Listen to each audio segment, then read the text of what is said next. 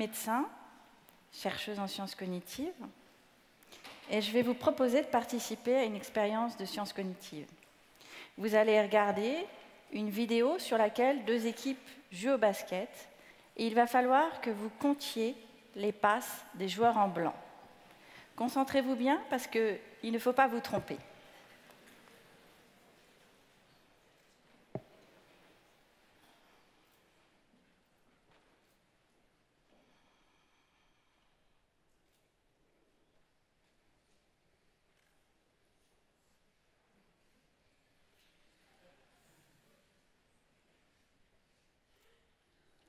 Retenez bien le nombre de passes.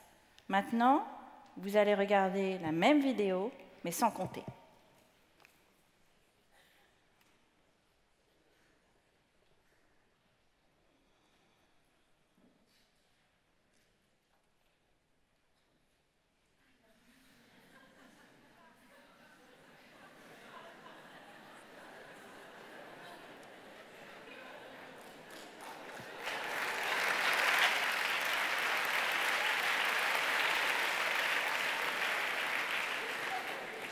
Qu'est-ce qui s'est passé? Un certain nombre d'entre vous se sont focalisés sur le décompte des passes et n'ont pas vu le gorille qui était pourtant en plein milieu de l'écran. Cette expérience démontre que notre cerveau n'est pas conçu pour faire deux tâches en même temps si chacune requiert de l'attention. Il n'en fait qu'une. C'est une contrainte biologique de notre fonctionnement cérébral. Elle est invisible, on en a rarement conscience, et pourtant, elle envahit toute notre vie quotidienne. Imaginez un enfant de 6e qui a des difficultés à sortir ses affaires de son cartable. Il le fait plus lentement que les autres. L'enseignant, puisque tous les autres élèves sont prêts, débute son cours et donne les premières consignes. Quand l'enfant relève la tête, il n'a aucune idée de ce qu'il est censé faire. Dans la majeure partie des cas, on va lui renvoyer « Décidément, tu n'écoutes jamais rien ». Alors qu'en réalité, il n'a pas entendu la consigne, au même titre que vous n'avez pas vu le gorille. Cette limite de notre fonctionnement cérébral, elle a une conséquence majeure sur les apprentissages dont il faut avoir conscience. On ne peut pas apprendre en situation de double tâche cognitive. Typiquement, un élève qui lutte pour déchiffrer les mots en lisant un texte ne peut pas en comprendre le sens. Un enfant qui peine pour tracer chacune des lettres ne peut pas faire une rédaction en écrivant à la main. C'est pour cela qu'un des objectifs majeurs de l'apprentissage de la lecture et de l'écriture, c'est que les enfants automatisent ces tâches. Le but, c'est que l'enfant ne soit plus obligé de prêter attention au déchiffrage des mots quand il lit et au traçage des lettres quand il écrit. Alors, qu'est-ce qui se passe quand un enfant ne peut pas automatiser une de ces tâches? Par exemple, l'écriture. C'est le cas des enfants dyspraxiques. La dyspraxie, c'est un mot que la plupart d'entre vous n'ont jamais entendu, et pourtant, c'est aussi fréquent que la dyslexie. Ça touche 5% des enfants de 6 à 11 ans.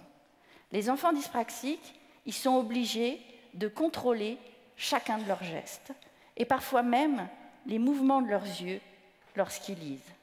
Ça veut dire qu'ils sont en situation de double tâche cognitive quasiment toute la journée. Et c'est particulièrement vrai à l'école, puisqu'à l'école d'aujourd'hui, les enfants, en moyenne, passent 2/3 de leur temps à écrire. Prenons la situation de la dictée. Si l'enfant dyspraxique doit porter toute son attention sur le traçage des lettres, il ne peut pas entendre en même temps le texte de la dictée. Alors, il va partager son attention. Un petit peu d'attention sur le traçage des lettres, un petit peu d'attention sur l'écoute du texte de la dictée. Eh bien, voyons comment vous réagissez quand je vous contrains à partager vos ressources cognitives entre deux tâches. Je vais vous présenter des chiffres, vous allez les lire dans votre tête et vous allez essayer de les retenir. On y va.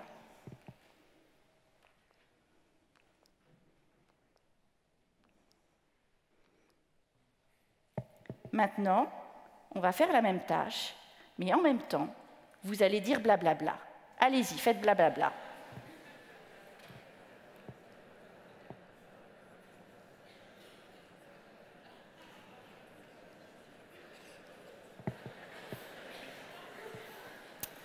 Vous avez remarqué que dans la deuxième condition, c'est beaucoup plus difficile de retenir les chiffres. Qu'est-ce qui se passe? Une partie de vos ressources cognitives a été accaparée par le blablabla, et donc vous n'avez plus suffisamment de ressources pour retenir tous les chiffres. C'est la même chose pour l'enfant dyspraxique qui fait sa dictée. Une partie de ses ressources sont accaparées par le traçage des lettres et il n'a plus suffisamment d'attention pour faire attention à l'orthographe. Alors, on en déduit, il a un problème avec l'orthographe. Alors même que quand on lui demande d'épeler les mots à l'oral, il ne fait pas de faute. Ça, c'est vrai pour tous les enfants. Un enfant qui écrit faux, mais qui épelle juste, n'a aucun problème d'orthographe.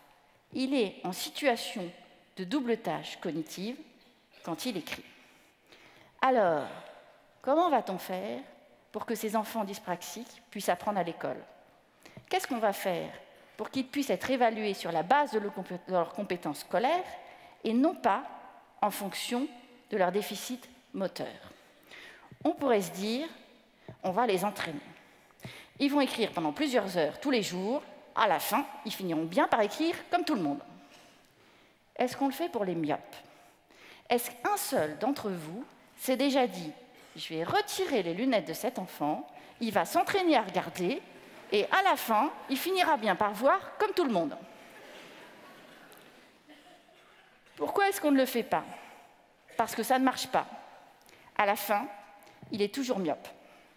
C'est pareil pour les enfants dyspraxiques.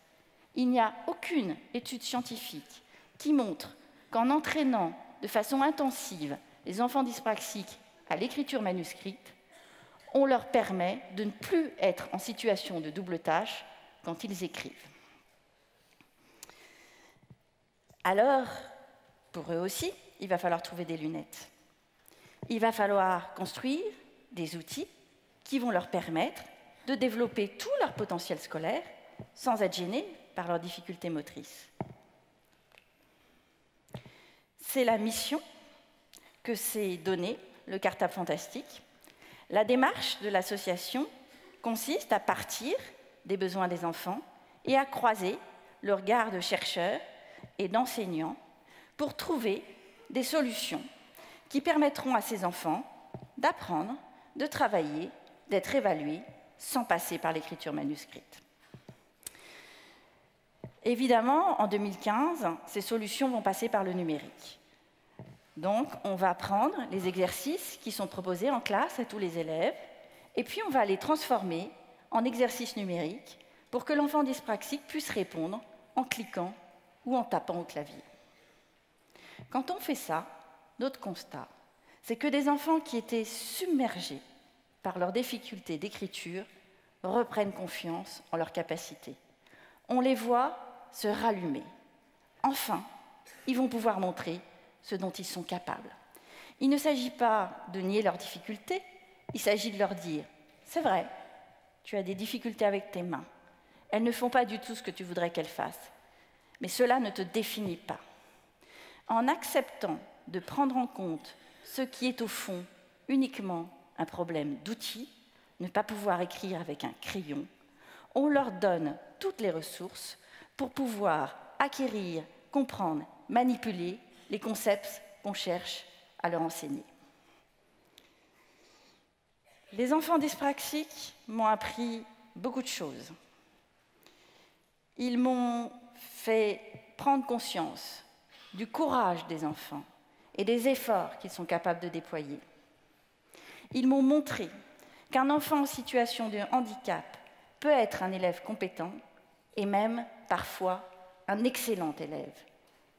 Ils m'ont fait m'interroger sur cette norme à laquelle on demande à tous les enfants de se conformer et qui, pour un certain nombre d'entre eux, les gêne et les empêche de se construire en tant que futurs adultes responsables et autonomes.